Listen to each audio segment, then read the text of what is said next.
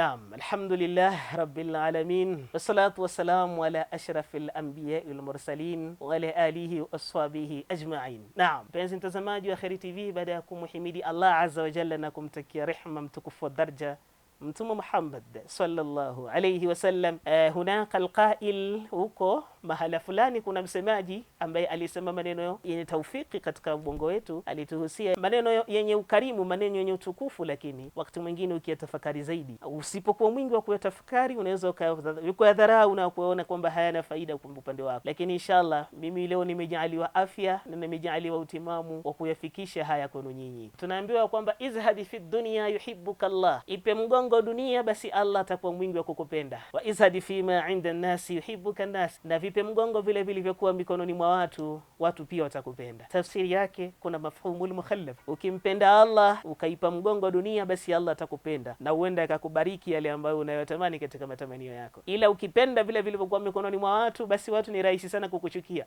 kwa sababu binadamu tumeumbwa kuchukia pale tunapoombwa. Kwa tafakuri yetu hiyo siku ya leo, insha Allah tuwe makini katika kulizingatia hilo, na nina saha fupi tu upande wenu nyinyi watazamaji wa Kheri TV. Wama alaina illa albalagh, hatakuwa sisi isipokuwa ni wafikishaji ujumbe tu. Wassalamu alaikum warahmatullahi wabarakatuhu, wal afwa minkum.